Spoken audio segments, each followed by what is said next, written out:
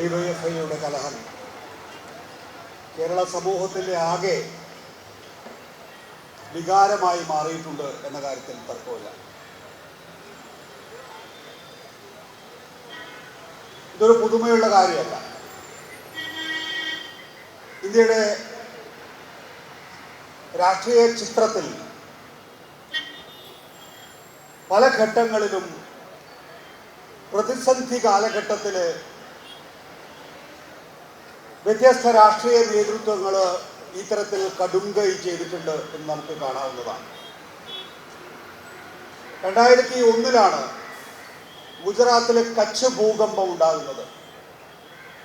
അന്ന് കേശുഭായ് പട്ടേൽ ആയിരുന്നു BJPയുടെ ഗുജറാത്തിലെ മുഖ്യമന്ത്രി.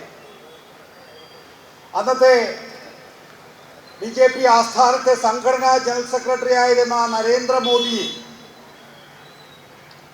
കേശുഭായ് പട്ടേലിനെ മറികടന്നുകൊണ്ട് അവിടെ മുഖ്യമന്ത്രിയായി സ്ഥാനമേൽക്കുകയാണ്.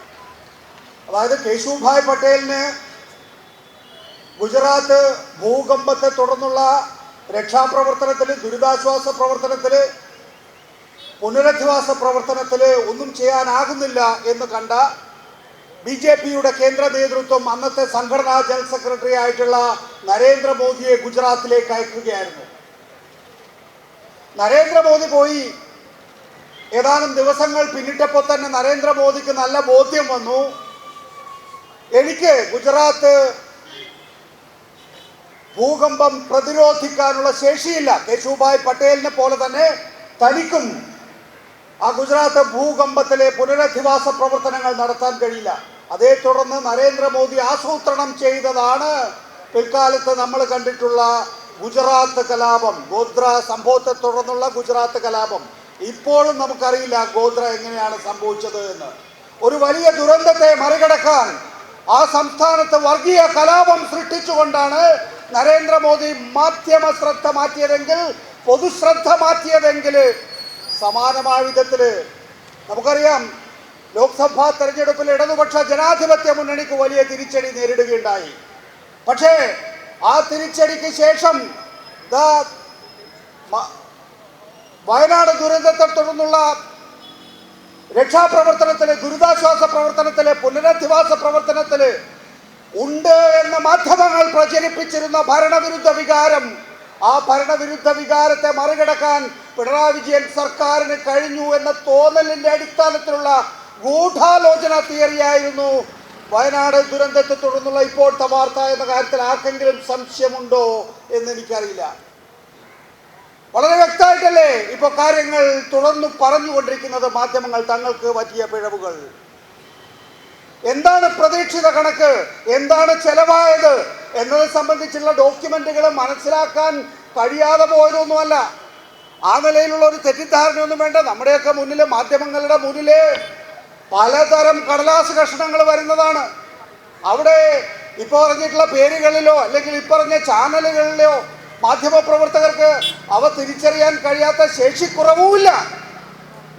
പക്ഷേ നോക്കുക, ഈ ഓണക്കാലം എങ്ങനെയാണ് നമ്മൾ കഴിഞ്ഞു പോയത് എന്ന്. ഈ ഓണക്കാലം സപ്ലൈകോയിലെ സാധനങ്ങൾ ഉണ്ടാകില്ല, സിവിൽ സപ്ലൈസില് വേണ്ടത്ര ഇടപെടൽ നടത്താനാകില്ല, ക്ഷേമ പെൻഷൻ ഉണ്ടാകില്ല. അങ്ങനെ നിരവധിയായിട്ടുള്ള പ്രശ്നങ്ങൾ കാത്തുകെട്ടി നിൽക്കുകയായിരുന്നു കേരളത്തിലെ മാധ്യമങ്ങൾ. പക്ഷേ നിയമസഭയിൽ പിണറായി വിജയൻ സർക്കാർ, പിണറായി മുഖ്യമന്ത്രി എന്നുള്ള നിലയിൽ ചട്ടം 300 പ്രകാരം പ്രഖ്യാപിക്കുകയാണ്.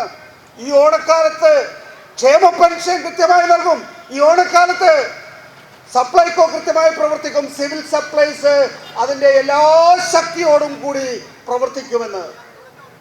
KSRTC അവിടെ പെൻഷൻ നൽകുന്നതിലോ ശമ്പളം നൽകുന്നതിലോ യാതൊരു കുറവും ഉണ്ടായിട്ടില്ല. ഇപ്പൊ ഈ കാര്യങ്ങളൊക്കെ പ്രതീക്ഷിച്ചിരുന്ന മാധ്യമങ്ങളെ സംബന്ധിച്ചിടത്തോളം ഈ ഓണക്കാലത്ത് മാധ്യമങ്ങൾക്ക് കുൽസിത പ്രവർത്തനത്തിനുള്ള വിഭവങ്ങൾ ഉണ്ടായിരുന്നില്ല. അതുകൊണ്ടാണ് ഓഗസ്റ്റ് 17 കോടതിയിൽ സമർപ്പിച്ച ഒരു വാർത്ത, ആ കോടതിയിൽ സമർപ്പിച്ച ഒരു റിപ്പോർട്ട്, സത്യവാങ്മൂലം, ആ സത്യവാങ്മൂലത്തെ തെറ്റിദ്ധാരണാജനകമായി മാധ്യമങ്ങളിൽ ഈ ഓണക്കാലത്ത് എത്തിച്ച് ഈ നിലയിലുള്ള പ്രവർത്തനം നടത്തിയിട്ടുള്ളത്. എന്താണ് സാധാരണഗതിയിൽ നോക്കുക, ഈ ഒരു കാലഘട്ടം പ്രിയപ്പെട്ട സുഹൃത്തുക്കളെ, ഡിവൈഎഫ്ഐക്കാർ പ്രത്യേകിച്ച് മനസ്സിലാക്കേണ്ടതാണ്. ഈ ഒരു കാലഘട്ടം എന്ന് പറയുന്നത് കോൺസ്പിരസി തിയറിയുടെ കാലഘട്ടമാണ്. ഇപ്പൊ ഈ ഒന്നാം പിണറായി വിജയൻ സർക്കാരിൻ്റെയും രണ്ടാം പിണറായി വിജയൻ സർക്കാരിൻ്റെയും കാലഘട്ടത്തിലുണ്ടായിട്ടുള്ള കോൺസ്പിരസി തിയറി എത്രയാണ് എന്നെ സംബന്ധിച്ച് വല്ല ബോധ്യവും നമുക്ക് എല്ലാവർക്കും ഉണ്ടോ എന്ന് എനിക്ക് സംശയമുണ്ട്. എവിടെയൊക്കെയാണ് ഭൂപരിഷ്കരണം മുതൽ, ട്രാക്ടർ മുതൽ, കമ്പ്യൂട്ടർ മുതൽ, AI മുതൽ ഇങ്ങോട്ടേക്ക് നൂറുകണക്കിന് കോൺസ്പിരസി തിയറികളാണ് ഇപ്പോൾ സമൂഹ മാധ്യമങ്ങളിലൂടെ പ്രചരിച്ചുകൊണ്ടിരിക്കുന്നത്. അതിൻ്റെ അവസാന കണ്ണി മാത്രമാണ് വയനാട്ടിലെ ദുരന്തം എന്ന് പറയുന്നത്. അതിനെ പ്രതിരോധിക്കണമോ വേണ്ടയോ എന്നുള്ളതാണ് കേരളത്തിൻ്റെ നിലനിൽപ്പുമായി ബന്ധപ്പെട്ട ചോദ്യം എന്ന് പറയുന്നത്. നമുക്ക് ഇത്തരം കോൺസ്പിരസി തിയറികൾ നിങ്ങൾക്കറിയോ ഇല്ലയോ എന്ന് എനിക്കറിയില്ല. ഈ കോൺസ്പിരസി തിയറികളൊക്കെ ആകാശത്ത് നിന്ന് നേരെ പൊട്ടിത്താഴേക്ക് വീഴുന്നതല്ല. ഇവയൊക്കെ തന്നെയും ഒരു വ്യവസായ അടിസ്ഥാനത്തിൽ ഓരോ കേന്ദ്രങ്ങൾ തയ്യാറാക്കുന്നതാണ് എന്നതാണ് മനസ്സിലാക്കേണ്ടത്. BJPക്കും കോൺഗ്രസിനും ഈ സംസ്ഥാനത്ത് ഇത്തരം വ്യവസായശാലകളുണ്ട്.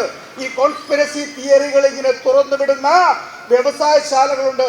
ആ അതുകൊണ്ടാണ് നിങ്ങൾക്ക് SFI ഒരു അക്രമ സംഘടനയായി ചിത്രീകരിക്കുന്ന കോൺസ്പിരസി തിയറിയെ, DYFI ഒരു അക്രമ സംഘടനയായി ചിത്രീകരിക്കുന്ന കോൺസ്പിരസി തിയറിയെ നിങ്ങൾ എത്ര കണ്ട് പ്രതിരോധിച്ചാലും നിങ്ങൾക്ക് അതിനൊരു തടസ്സവാദം സൃഷ്ടിക്കാൻ കഴിയാതെ പോകുന്നത്. നിങ്ങളെപ്പോ പ്രതിരോധിക്കുന്നുവോ അതിൻ്റെ 1000 മടങ്ങ് 10,000 മടങ്ങ് നുണപ്രചരണം ഈ വ്യവസായശാലകളിൽ നിന്ന് ഉണ്ടാവുകയാണ് ചെയ്യുന്നത്. അതിനെതിരായിട്ടുള്ള പ്രതിരോധമാണ് ഇന്ന് ആവശ്യം കേരളത്തിൽ. മുമ്പൊക്കെ നമ്മൾ പറയുമായിരുന്നു പേനയുന്തുക ശക്തരാവുക എന്ന്. ഇന്ന് കീബോർഡുകൾ കീഴടക്കിയില്ല എങ്കിൽ നമുക്ക് ഈ പ്രതിരോധ മാർഗം സൃഷ്ടിക്കാൻ സാധിക്കാത്ത അവസ്ഥ. നോക്കൂ, 2024 ലോക്സഭാ തെരഞ്ഞെടുപ്പ് ഉത്തമ ഉദാഹരണമാണ്. ഈ രാജ്യത്തെ സകല കോർപ്പറേറ്റ് മാധ്യമങ്ങളും അവരുടേതായ ഇച്ഛക്കനുസരിച്ച് നരേന്ദ്രമോദിക്ക് ഓശാന പാടിയപ്പോ ഒരു ധ്രുവറാത്തി മതിയായിരുന്നു, ഒരു രവീഷ് കുമാർ മതിയായിരുന്നു ആ പ്രതിരോധം നടത്താൻ വേണ്ടിയിട്ട്. അപ്പോ കോർപ്പറേറ്റ് മാധ്യമങ്ങള് ഈ ഒരു നരേന്ദ്രമോദിയുടെ കങ്കാണിമാരായി മാറിയപ്പോ ആ കങ്കാണിമാർക്കെതിരായിട്ടുള്ള പ്രതിരോധം ഈ ഹരിയാനയിൽ നിന്ന് ജർമ്മനിയിൽ പോയി എഞ്ചിനീയറിംഗ് പഠിക്കാൻ പോയിട്ടുള്ള ധ്രുവറാട്ടി, അവനൊരു സാധാരണക്കാരൻ, നമ്മളെപ്പോലെ സാധാരണക്കാരനായ ഒരുത്തരാണ്. രവീഷ് കുമാർ NDTV അദാനി പിടിച്ചെടുത്ത ഘട്ടത്തില് വീട്ടിലിരുന്നു കൊണ്ട് തന്റെ വാട്സാപ്പില് രാജിക്കത്ത് എഴുതിയതാണ്, നാളെ എന്തെന്നറിയാതെ. പിന്നീട് ലക്ഷങ്ങളായിട്ടുള്ള ആളുകള്, ഇന്ത്യയിലെ യുവജനങ്ങള്, ഇന്ത്യയിലെ കർഷകര്, ഇന്ത്യയിലെ തൊഴിലാളികള് ധ്രുവറാട്ടിയെ കണ്ടു തുടങ്ങി, രവീഷ് കുമാറിനെ കണ്ടു തുടങ്ങി. അപ്പോ 2024 ലോക്സഭാ തെരഞ്ഞെടുപ്പിൽ നമ്മൾ മനസ്സിലാക്കേണ്ടത് ഇന്ത്യയിലെ ഏറ്റവും പ്രധാനപ്പെട്ട മാധ്യമ പ്രവർത്തകനേക്കാൾ ഊക്കോടുകൂടി ഒരു രാഷ്ട്രീയ വീക്ഷണം അവതരിപ്പിക്കാൻ ധ്രുവറാട്ടിക്കും രവീഷ് കുമാറിനും സാധിച്ചു എന്നുള്ളതാണ്.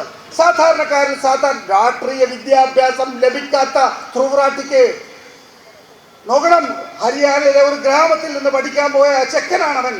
ആ ചെക്കന് ഇന്ത്യൻ രാഷ്ട്രീയത്തിൽ നിർണായകമായ റോൾ ഉണ്ടാക്കാൻ കഴിഞ്ഞുവെങ്കിൽ കേരളത്തിലെ വിദ്യാഭ്യാസമുള്ള, കേരളത്തിലെ സാംസ്കാരിക ബോധമുള്ള, കേരളത്തിലെ ചരിത്രം അറിയുന്ന DYFI സഖാക്കൾക്ക് അത് കഴിയുമെന്ന് എനിക്ക് ഉറപ്പുണ്ട്. പ്രിയപ്പെട്ട സുഹൃത്തുക്കളെ, സഖാക്കളെ, ഇവിടെ ഇന്ത്യയിൽ ഒരു മാധ്യമ ആവാസ വ്യവസ്ഥ ഉണ്ടായിരുന്നു. ഞാൻ വലിയ ചരിത്രമൊന്നും പറഞ്ഞ് നിങ്ങളെ മുഷിപ്പിക്കുന്നില്ല. 1,20,000 വരുന്ന പ്രസിദ്ധീകരണങ്ങളുണ്ട്. ഇതില് 22,000 വരുന്ന വർത്തമാന പത്രങ്ങളുണ്ട്. 950 ടെലിവിഷൻ ചാനലുണ്ട്. അതിൽ 350 എണ്ണവും വാർത്താ ചാനലുകളാണ്. ഏതാണ്ട് 850ഓളം FM സ്റ്റേഷനുകളുണ്ട്. പക്ഷെ ഇന്നെന്താ സ്ഥിതി? നവ ഉദാരവൽക്കരണ സമീപനത്തെ തുടർന്ന് പ്രത്യേകിച്ച് പിന്നീട് നരേന്ദ്രമോദിയുടെ 2014 മുതലുള്ള ഭരണകൂടത്തിന്റെ കീഴില് നോക്കണം, ചങ്ങാത്ത മുതലാളിത്തത്തിന്റെ കാലയളവില് 2019 കണക്കാണ് ഞാൻ പറയുന്നത്. അംബാനിയുടെ കയ്യിൽ മാത്രം 72 ടെലിവിഷൻ ചാനലുകളാണുള്ളത്. 72 ടെലിവിഷൻ ചാനലുകൾ. അംബാനിക്ക് തൊട്ടു പിന്നിൽ അദാനിയുണ്ട്. NDTV ഞാൻ പറഞ്ഞു ഹോസ്റ്റൽ ടേക്ക് ഓവറിലൂടെ ഏറ്റെടുത്ത് കഴിഞ്ഞിരിക്കുന്നു. ചുണ്ടടക്കമുള്ള മാധ്യമങ്ങളെ പിടിച്ചെടുത്തിരിക്കുന്നു. അംബാനിയുടെയും അദാനിയുടെയും നമ്മുടെ നാട്ടിലൊരു വലിയ മാധ്യമ ആവാസ വ്യവസ്ഥ ഉണ്ടായിരുന്നു. എല്ലാത്തരം ചിന്താഗതികൾക്കും ഇടമുള്ള ഒരു മാധ്യമ ആവാസ വ്യവസ്ഥ. ആ ആവാസ വ്യവസ്ഥയാണ് ഇപ്പോ മാധ്യമങ്ങളെ ഒരു കോർപ്പറേറ്റ് കോൺഗ്ലോമറേറ്റിന്റെ ഭാഗമാക്കി മാറ്റിയിരിക്കുന്നത്. ഇപ്പോൾ ഒറ്റ ചിന്ത മാത്രമേ മാധ്യമങ്ങളിലൂടെ പോകുന്നുള്ളൂ എന്നുള്ളതാണ്. അതിന്റെ അനുരണനങ്ങളാണ് യഥാർത്ഥത്തിൽ കേരളത്തിൽ കണ്ടുകൊണ്ടിരിക്കുന്നത്. 2014 മുതൽ ഞാൻ മുൻപ് ഒരു ലേഖനത്തിൽ പറഞ്ഞിട്ടുള്ള കാര്യമാണ്. 2014 ശേഷം പ്രത്യേകിച്ച് കേരളത്തിൽ ഒരു ആസൂത്രണം നടന്നിട്ടുണ്ട്. കാരണം നമ്മളെല്ലാം മാധ്യമങ്ങളുടെ പ്രസത്തിലൂടെ കാര്യങ്ങൾ കണ്ടുകൊണ്ടിരിക്കുന്നവരാണ്. മാധ്യമങ്ങളിലൂടെയാണ് നമ്മൾ ലോകത്തെ കാണാൻ ശ്രമിക്കാറുള്ളത്, പ്രത്യേകിച്ച് മലയാളികൾ. ഇവിടെ BJPക്ക് സംഘപരിവാറിന് അവരുടേതായിട്ടുള്ള സംഘടന ശക്തിപ്പെടുത്തുന്നതിന് മാധ്യമങ്ങൾ അനിവാര്യമാണ് എന്ന് തോന്നലുണ്ടായി. സാധാരണഗതിയിൽ നമ്മുടെ നാട്ടിലെ കച്ചവടപ്പീടിയ വെക്കുന്ന സമയത്ത് ഗൾഫിൽ നിന്ന് ഒരാൾ വന്നിട്ട് ആ കച്ചവടപ്പീടിയ മേടിക്കുക. പക്ഷെ ഇവിടെ ഏഷ്യാനെറ്റ് വിൽക്കുമ്പോൾ അത് വാങ്ങാൻ വരുന്നത് രാജീവ് ചന്ദ്രശേഖരൻ. ഇവിടെ മാതൃഭൂമിക്ക് എഡിറ്റർ ആവശ്യം വരുമ്പോൾ വരുന്നത് സംഘപരിവാർ നോമിനി. ഇവിടെ എല്ലാ വിഷം കുടിച്ച കമ്മ്യൂണിസ്റ്റുകാരൻ അധികാരത്തിൽ വന്ന വിഷം കുടിച്ച് മരിക്കുമെന്ന് പറയുന്ന മലയാള മനോരമ, ആ മലയാള മനോരമ ഇപ്പോ CPM-നെതിരെ ഇടതുപക്ഷത്തിനെതിരെ അതിശക്തമായിട്ടുള്ള പ്രതിരോധം സൃഷ്ടിക്കുന്നുണ്ട്. BJPക്കെതിരെ ഒരു വാക്ക് പറയാൻ കഴിയുമോ മലയാള മനോരമക്ക്? ഈ നിലയിൽ നോക്കൂ, ഇടതുപക്ഷത്തിനെതിരായിട്ടുള്ള പ്രതിരോധത്തില് ഒരുമിച്ച് നിൽക്കുന്നത് BJPയും കോൺഗ്രസുമാണ് എന്ന് ഓർക്കണം, UDF-ഉം NDA-യുമാണെന്ന് ഓർക്കണം, RSS-ഉം തീവ്ര വാദികളുമാണെന്ന് ഓർക്കണം. ഒരു ഭാഗത്ത് മുസ്ലിം ലീഗുമായിട്ട് ചേർന്നിട്ട് SDPI-യും ജമാഅത്തെ ഇസ്ലാമിയും ഒരു വർഗീയമായിട്ടുള്ള കോൺഫെഡറേഷൻ രൂപീകരിച്ചിരിക്കുന്നു UDF-ല്. മറുഭാഗത്ത് BJP സകല ഹിന്ദു തീവ്രവാദ ശക്തികളെയും ഒരുമിച്ച് കൂട്ടിയിരിക്കുന്നു. ഇടതുപക്ഷം ഒറ്റപ്പെട്ട് നിൽക്കുകയാണ് ഈ വർഗീയതക്കെതിരായിട്ടുള്ള പോരാട്ടത്തില്. ഈ വർഗീയതക്കെതിരായിട്ടുള്ള ജനാധിപത്യത്തിനും മതേതരത്വത്തിനും വേണ്ടിയിട്ടുള്ള പോരാട്ടത്തിൽ ഇടതുപക്ഷം ഒറ്റപ്പെട്ട് നിൽക്കുകയാണ്. ഒരു ഭാഗത്തെ മുസ്ലിം വർഗീയ തീവ്രവാദ നിലപാടുകൾ, മറുഭാഗത്തെ ഹിന്ദു വർഗീയ തീവ്രവാദ നിലപാടുകൾ. നമുക്ക് മുന്നോട്ട് പോയേ തീരൂ. 2 സംസ്ഥാനങ്ങളുടെ മാത്രം ഉദാഹരണം ഞാൻ പറയാം. ജമ്മു കാശ്മീരിലെ എഞ്ചിനീയർ റഷീദിന്റെ പാർട്ടിയുമായിട്ട് ഇപ്പോൾ BJP സഖ്യം ഉണ്ടായിക്കൊണ്ടിരിക്കുകയാണ്. എഞ്ചിനീയർ റഷീദ് അവിടുത്തെ ജമാഅത്തെ ഇസ്ലാമിയുമായി സഖ്യം ഉണ്ടാക്കുന്നു. ജമാഅത്തെ ഇസ്ലാമി അവിടുത്തെ ഹിസ്ബുൾ മുജാഹിദീന്റെ രാഷ്ട്രീയ രൂപമാണ്.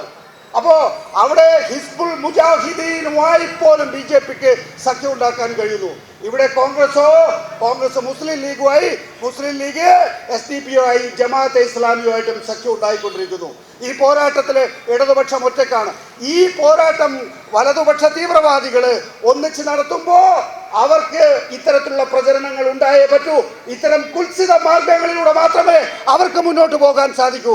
ആ കുൽസിത മാർഗം തടയേണ്ടത് ഇടതുപക്ഷത്തിന്റെ മാത്രം ആവശ്യമല്ല, കേരള ജനതയുടെ ആവശ്യമാണ്. കേരള ജനതയുടെ ആവശ്യം എന്ന് പറയുമ്പോൾ നമുക്കറിയാം, സാമ്രാജ്യത്വത്തിനെതിരായിട്ട് ഇവിടുത്തെ മുതലാളിത്ത, ഇവിടുത്തെ നാട്ടുരാജാക്കന്മാർക്കെതിരായി പോരാടിയവരുടെ ചരിത്രമാണ് ഇവിടുത്തെ ഇടതുപക്ഷത്തിലുള്ളത്. ആ ഇടതുപക്ഷത്തിന്റെ ഇപ്പോഴത്തെ ശത്രു എന്ന് പറയുന്നത് മാധ്യമങ്ങളുടെ രൂപത്തിൽ ഇറങ്ങിയിട്ടുള്ള ഈ ചെകുത്താന്മാരാണ്. അവരെ തോൽപ്പിക്കുന്നത് വരെ DYFI അവരുടെ സമരം തുടരണം എന്ന് മാത്രം അഭ്യർത്ഥിച്ചുകൊണ്ട് ഞാൻ എൻ്റെ വാക്കുകൾ അവസാനിപ്പിക്കുന്നു.